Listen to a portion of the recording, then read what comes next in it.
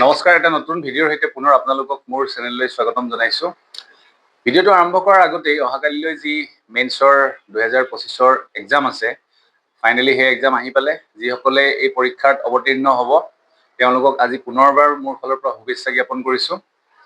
মই পৰহি এটা ভিডিঅ'ত আপোনালোকক জনাইছিলোঁ যিসকলে পৰীক্ষা দিব কিখিনি কথা মনত ৰাখিব লাগে। তাৰ মাজত দুই এটা কথা থাকি গৈছিল, সেই কথাখিনি মই ইয়াতে সংযোগ কৰিম।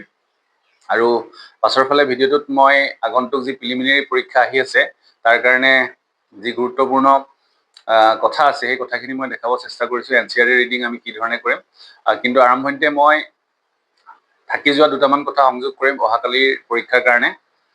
প্ৰথম কথা হ'ল, বহু ছাত্ৰ ছাত্ৰীয়ে সুধিছে যে যিহেতু ঘড়ী পিন্ধি যাব নিদিয়ে কি কৰিব লাগিব।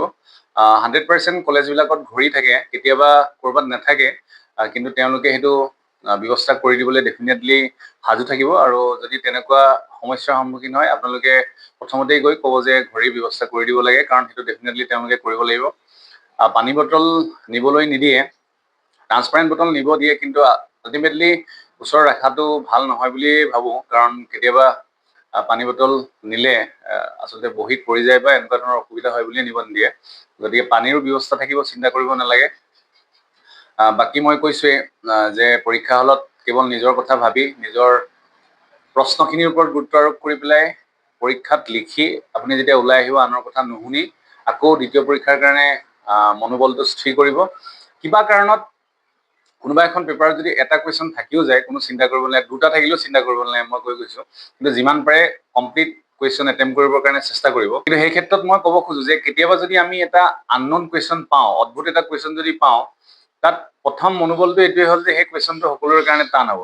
গতিকে তাত যিমান পাৰে আপুনি এভাৰেজ এটা এনচাৰ দিবৰ কাৰণে চেষ্টা কৰিব। কেতিয়াবা এনেকুৱা কুৱেশ্যন আহি যায় ভাৰতবৰ্ষৰ লগত বেলেগ দেশৰ কথা আহি যায়। তেনেকুৱা ক্ষেত্ৰত যদি আপুনি ভাৰতবৰ্ষৰ বিষয়ে দুই এটা পইণ্ট জানে, তাকে আপুনি মিলাই মেলি লিখিবৰ কাৰণে চেষ্টা কৰিব।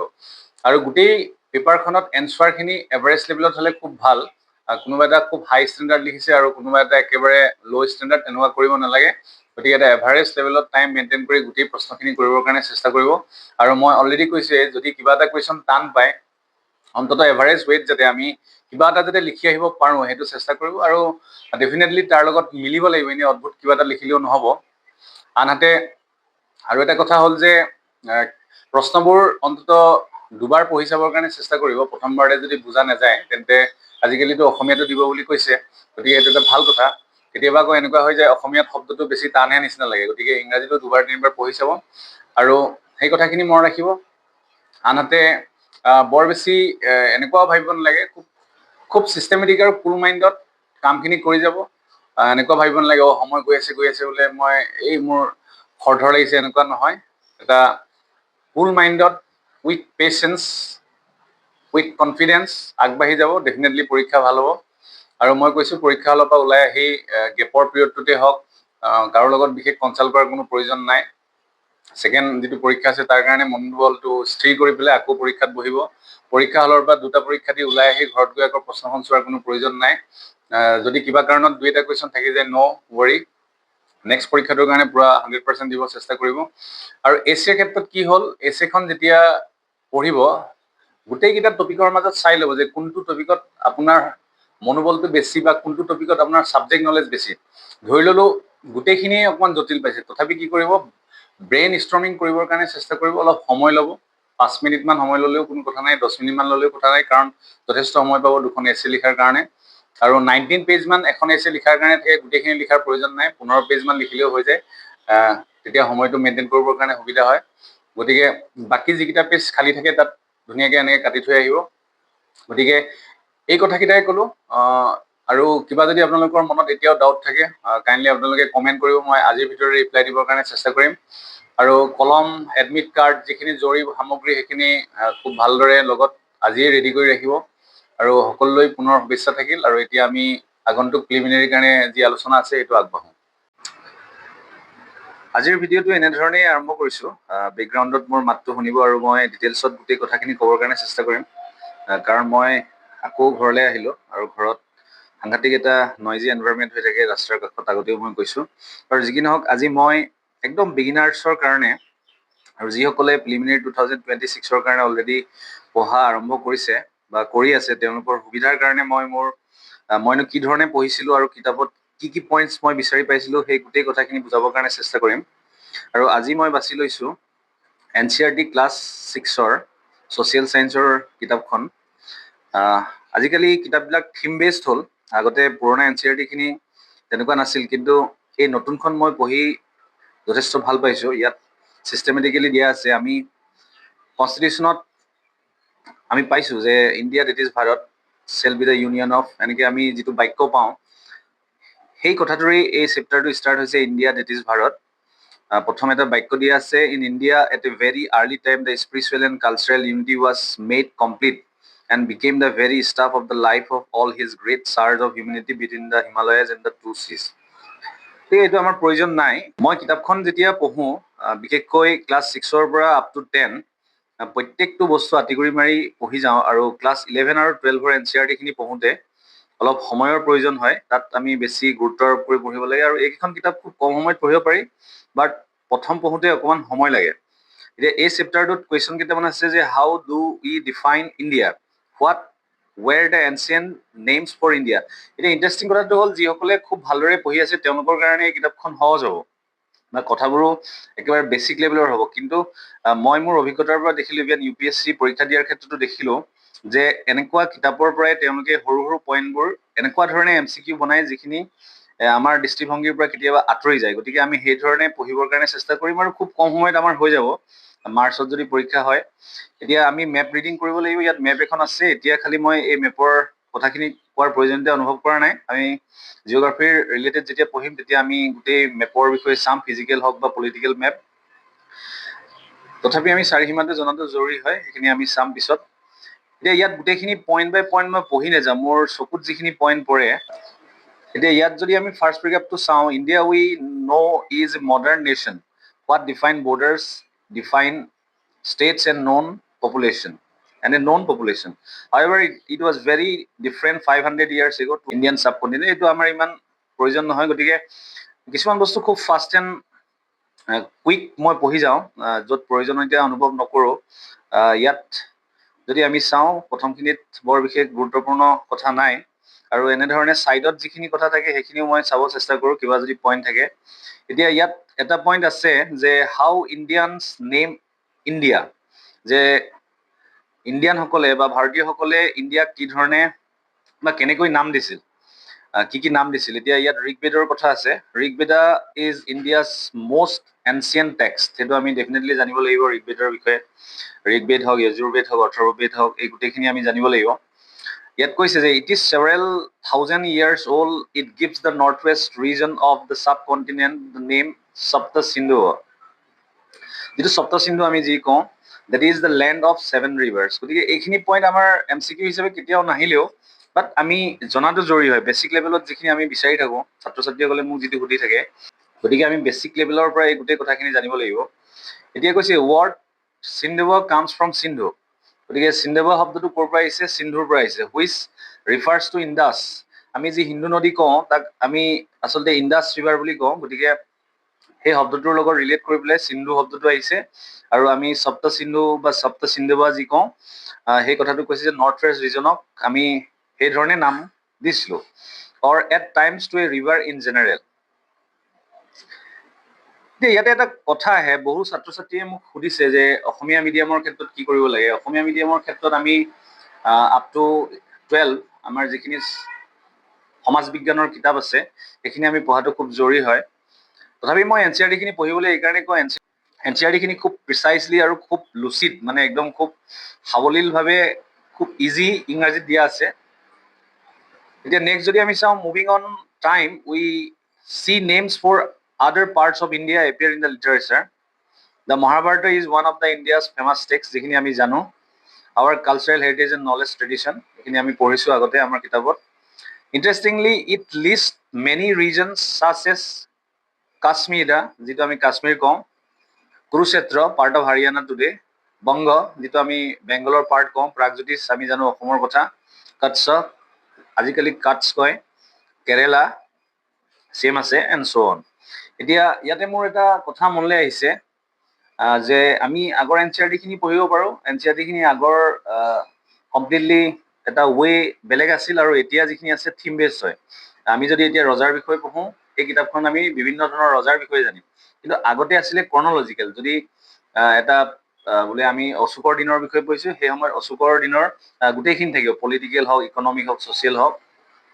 আৰু গতিকে হিষ্ট্ৰীৰ ক্ষেত্ৰত আমি সদায় মনত ৰাখিবৰ কাৰণে এটা ৱে হ'ল যে আমি প্ৰত্যেকটো টাইমৰ আমি গোটেইখিনি কথা জানিবৰ কাৰণে চেষ্টা কৰিম। বোলে ছ'চিয়েল লাইফ কেনেকুৱা আছিল, পলিটিকেল লাইফ কেনেকুৱা আছিল, ইকনমিক লাইফ কেনেকুৱা আছিল, ওমেনৰ ক্ষেত্ৰত কেনেকুৱা ধৰণৰ ষ্টেটাছ আছিল, সেইধৰণে যদি আমি পঢ়ি যাওঁ আমাৰ মনত ৰোৱাত সুবিধা হয়।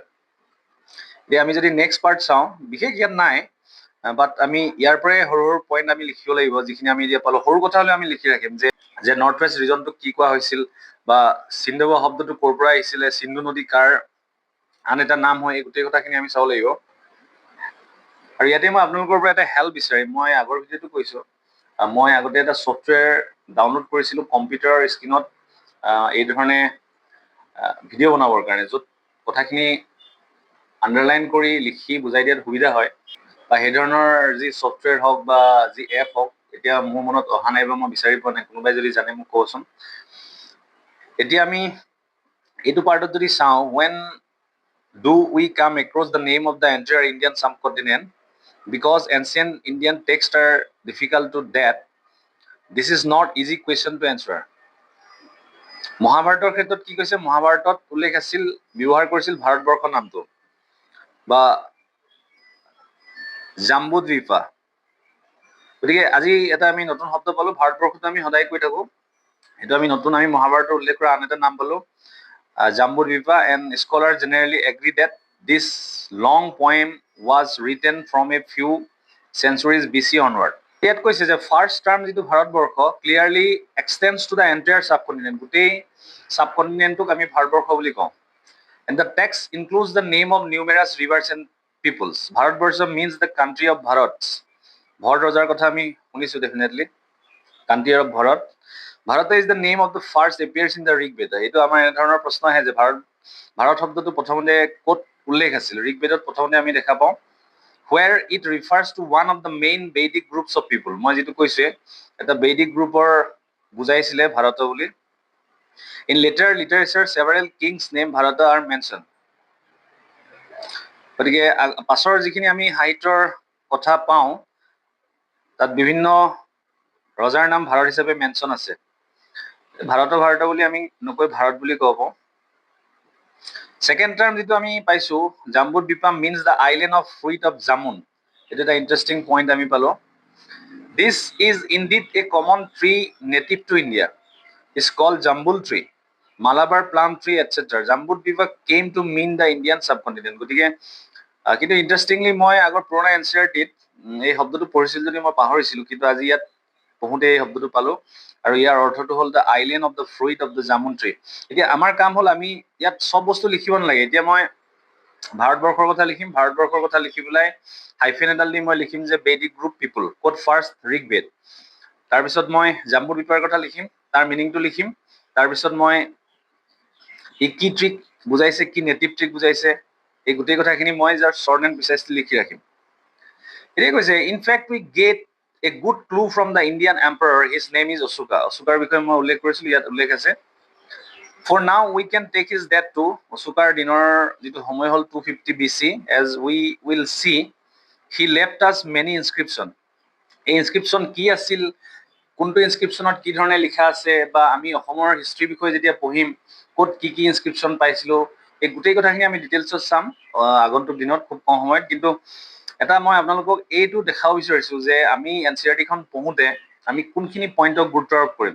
আৰু মই কৈছোঁ 6ৰ পৰা 10লৈকে পঢ়োঁতে আমাৰ NCERT কিতাপকেইখনত বহুত বেছি সময় নালাগে। প্ৰথমবাৰ আমি যেতিয়া পঢ়িম, তাৰপিছত যেতিয়া নোট বনাম, ছেকেণ্ডবাৰ আমি আকৌ কিতাপৰ পৰা নপঢ়ি আমি নোটখিনিৰ পৰা পঢ়িম, তেতিয়া আমাৰ খুব কম সময় ৰিভাইজ হৈ যাব।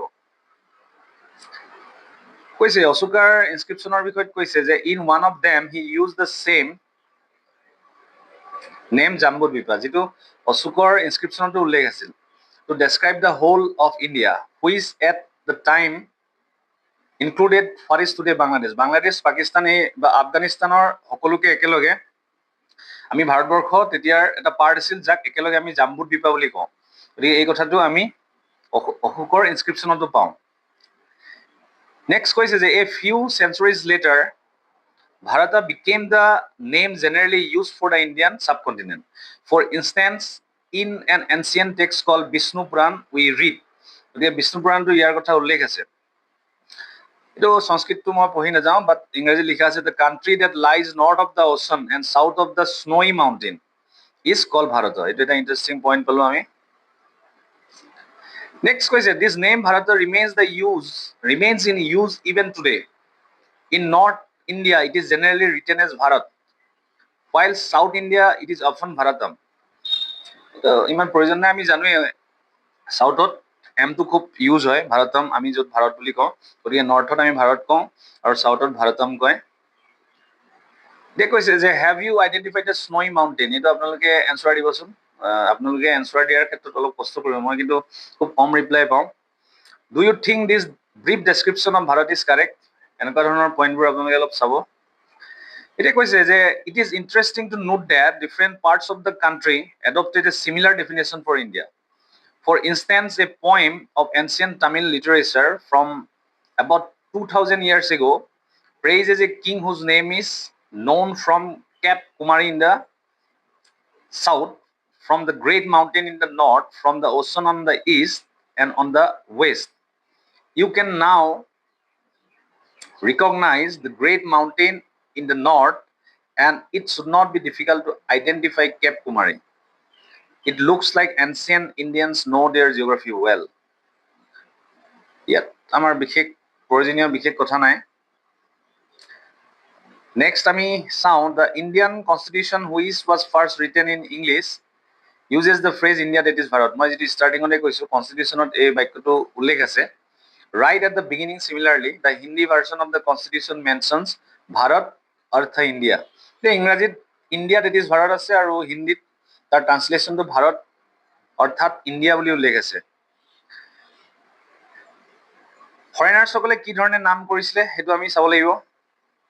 First foreigners to mention India were the Persian, এইটো এটা ইণ্টাৰেষ্টিং পইণ্ট পালো।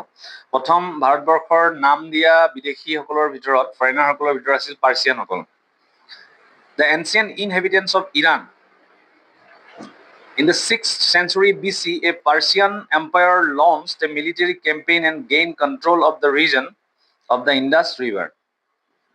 গতিকে 6th century BC সময়তে এজন পাৰ্চিয়ান এম্পায়াৰে এটা মিলিটাৰী কেম্পেইন লঞ্চ কৰিছিলে আৰু ইণ্ডাছ ৰিভাৰৰ এৰিয়াটোক তেওঁ কণ্ট্ৰল কৰিছিল, which as we know was earlier call Sindhu, যাক আমি আগতে সিন্ধু বুলি কওঁ। সেই ইণ্ডাছ ৰিভাৰখনৰ কথা কৈছে। So' it is no' surprise that in their earliest records and stone inscription, আমি শিলত যি ইনস্ক্ৰিপশ্যন পাওঁ তাত পাৰ্চিয়ানসকলে ভাৰতবৰ্ষক হিন্দ বা সিধু বা হিন্দু বুলি উল্লেখ কৰিছিলে। এইটো কোনো আচৰিত কথা নহয় বুলি কৈছে।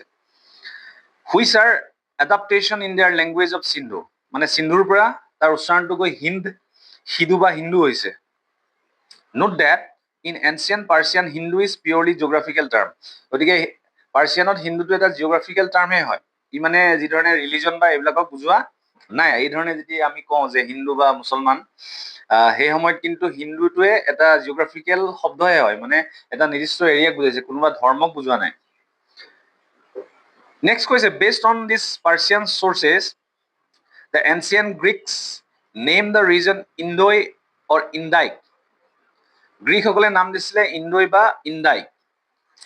দে drop the initial letter of Hindu, that is এইচটো আঁতৰাই দিছিলে, because this letter did not exist in their Greek language. গতিকে ইণ্টাৰেষ্টিংলি আমি ইয়াত পালো, প্ৰথম আমি হিন্দু নদীৰ লগত ৰিলেট কৰি পেলাই আমি সিন্ধু বুলি কওঁ, তাক আমি হিন্দু বুলি আমি পালো, আৰু এইচটো আঁতৰাই পেলাই তেওঁলোকৰ লেংগুৱেজত এইচ আখৰটো নাছিল, গতিকে সি গৈ গৈ ইণ্ডোই বা ইণ্ডাইক হৈ যায়। গতিকে ইয়াৰ পৰা আমাৰ MCQ বনিব পাৰে, কোনে কোনটো টাৰ্মছ দিছে, বা নাহিলেও আমি যেতিয়া এই বেছিক লেভেলৰ পৰা বস্তুটো পঢ়িবলৈ লওঁ তেন্তে গোটেই টপিকটো ইণ্টাৰেষ্টিং হৈ পৰে। যিসকল বিগিনাৰ্ছ হয় আৰু যিসকলে অলৰেডি এই কথাখিনি জানে তেওঁলোকৰ কাৰণে হয়তো ভিডিঅ'টো আজিৰ কাৰণে প্ৰয়োজনীয় নহ'ব পাৰে, কিন্তু ৰিভিজনত হেল্প কৰিব। এতিয়া কৈছে, the ancient Chinese also' interacted with India. পুৰণা চাইনিজসকলেও ভাৰতবৰ্ষৰ লগত ইণ্টাৰেকশ্যন হৈছিলে। তেওঁলোকে বিভিন্ন টেক্সট ভাৰতবৰ্ষক কি বুলি কৈছিলে, ইয়ন্টো বা ইয়ন্ডু, ইনটু বা ইন্দু বুলি কৈছিলে। These word also originally comes from Sindhu. E ultimately আকৌ সিন্ধু শব্দটোৰ পৰা আহিছে। গতিকে এতিয়া আমি চাৰিটা টাৰ্ম পালো। প্ৰথম পালো সিন্ধু, নেক্সট হৈ গ'ল হিন্দু, তাৰপৰা ইন্দু হ'ল, তাৰপৰা ইন্দু। গতিকে আমি এই ধৰণে চাৰিটা পালো। কোনে কোনে কৈছিলে আমি ডেফিনেটলি গম পালো। পাৰ্চিয়ান, তাৰপিছত আহিলে গ্ৰীক, তাৰপিছত আমাৰ চাইনিজৰ কথা কৈছে। গতিকে আমি ইয়াত চাৰিটা শব্দ পালো। এতিয়া ইয়াত এইটো আছে আমাৰ প্ৰয়োজনীয় নহয়, the union and its territory, এইটো আমাৰ কনষ্টিটিউশ্যনৰ পাৰ্ট 1টো ইয়াত উল্লেখ কৰিছে। ডোন্ট মিছড আউট, ইয়াত হিউৱেন চাঙৰ বিষয়ে দিছে। জুৱান চাং ফৰ্মালি স্পেল্ড হিউৱেন চাং, আগতে জুৱান চাং বুলি কয়, এতিয়া হিউৱেন চাং কয়। Travel from China to India in the 7th century, এইটো আমাৰ কাৰণে উল্লেখযোগ্য। He visited many parts of India, আমি অসমলৈ আহিছিলে এইটো জানো। Meet scholars, collected Buddhist texts and returned to China after 17 years. There he translated the manuscript he took back with him from Sanskrit into Chinese. সংস্কৃতৰ কিতাপবোৰ লৈ গৈছিল, Buddhist টেক্সটবিলাক নিছিল, তাক সংস্কৃতৰ পৰা চাইনিজলৈ ট্ৰান্সলেট কৰিছিল। ঠিক তেনেকে another Chinese word also derived from Sindhu was Tianzhu. Tianzhuটো যে চাইনিজ ৱৰ্ড হয় আমি জানিব লাগিব। But this word could also be understood as heavenly master. This reflects the respect of the ancient Chinese had for India as the land of Buddha. গতিকে তিয়ানজু যিটো শব্দটোৰ অৰ্থটো আমি হেভেনলি মাষ্টাৰ বুলি বুজি পাব লাগিব। আৰু এই শব্দটো ব্যৱহাৰটোৱে এইটোৱে বুজাইছে যে এনচিয়েণ্ট চাইনিজসকলে ভাৰতবৰ্ষক খুব ৰেচপেক্ট কৰিছিলে, বুদ্ধদেৱৰ লেণ্ড বুলি, বুদ্ধদেৱৰ ঠাই বুলি। নেক্সট কৈছে, you are probably quite familiar with the more recent term Hindustan. এতিয়া আমি আল্টিমেটলি হিন্দুস্তান শব্দটো শুনিছো, but you may not know that it was first used in Persian inscription. Very interesting. প্ৰথম পাৰ্চিয়ান ইনস্ক্ৰিপশ্যনত ব্যৱহাৰ হৈছিল 1800 years আগতে। Later on, this became the term used by most invaders of India to describe Indian subcontinent. So ultimately, Indian subcontinent বুজাবৰ কাৰণে বিভিন্নজনে এই হিন্দুস্তান শব্দটো ব্যৱহাৰ কৰিছিল। এতিয়া ইয়াত can you complete this table, the many names of India? গতিকে ডেফিনেটলি আমি পাৰিম। ইয়াত দিছে কোনে কেনেকৈ কৰিছিলে। আমি ইয়াত যিহেতু আমি গোটেইখিনি পোৱা নাই, আমি গুগল চাৰ্চ কৰিলে আমি পাই যাম। পাৰ্চিয়ানসকলে কি কৈছিলে, গ্ৰীকে কি কৈছিলে, চাইনিজ এইকেইটা আমি পালোৱে। ঠিক তেনেকে ইংৰাজীত ইণ্ডিয়া বুলি কোৱা যায়, ফ্ৰেঞ্চত ইণ্ডি বুলি কয়। এতিয়া বিফৰ উই মুভ অন, এই পইণ্টছ কেইটা মই চাওঁ, কি কাৰণে চাওঁ, ইয়াত শ্বৰ্ট এণ্ড প্ৰিচাইচলি আমি কি কি পঢ়িলো তাৰ ওপৰত দিয়া আছে। যে India is an ancient land, সেইটো ডেফিনেটলি জানো। ইয়াৰ নামবিলাক বিভিন্ন সময়ত বেলেগ বেলেগ পোৱা গৈছে, সেইটো কথা লিখিছে। এনচিয়েণ্ট ইনহেবিটেন্সে ইণ্ডিয়াক যি নামেৰে মাতিছে তাৰ ভিতৰত এটা হ'ল জাম্বু দ্বীপা আৰু Bharat. Letter became wide spread, গতিকে ভাৰতটো পিছত খুব জনাজাত হ'ল শব্দটো। নেক্সট আমি মষ্টলি এডপ্টেড নেমৰ ভিতৰত সিন্ধু, যাক আমি ইণ্ডাছ ৰিভাৰ বুলি কওঁ, তাৰ পৰা হৈ সিন্ধু হ'ল, তাৰপৰা ইণ্ডোই হ'ল, আৰু ইভেঞ্চুৱেলি একেবাৰে শেষত হ'ল ইণ্ডিয়া। কুৱেশ্যন এক্টিভিটিজ আমাৰ প্ৰয়োজন নাই, এইবোৰ স্কুলৰ ছাত্ৰ ছাত্ৰীৰ কাৰণে। কিন্তু কথা হ'ল, মই আজিৰ এই পাৰ্টটো এইকাৰণে ল'লো, আমি যেতিয়া নিজে নিজে পঢ়োঁতে আমি প্ৰত্যেকটো বাক্য পঢ়োঁতে তাত জৰুৰী কথাখিনি আমি লাহে লাহে বুজি পাম।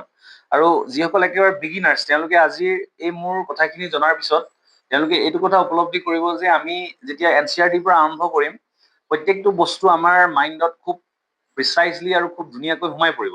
তাৰপিছত আমি যেতিয়া ষ্টেণ্ডাৰ্ড কিতাপবিলাক পঢ়িম, আমি ৰিলেট কৰিব পাৰিম যে মই 6ৰ কিতাপখনত এই কথাখিনি পঢ়িছিলো। কিন্তু অলৰেডি এইখিনি কিতাপ চবেই পঢ়িছে, সকলোৱে স্কুল লেভেলত পঢ়িছে। কিন্তু কি হয়, আমি যেতিয়া দিনে দিনে আমি ডাঙৰ হৈ আহিছো, বেলেগ বেলেগ কিতাপ পঢ়িছো, আমি সৰু সৰু বেছিক কথাবোৰ পাহৰি যাওঁ। আৰু APSC বা UPSC কি কৰে, সেই সৰু কথাবিলাকৰ পৰাই MCQ বনায়।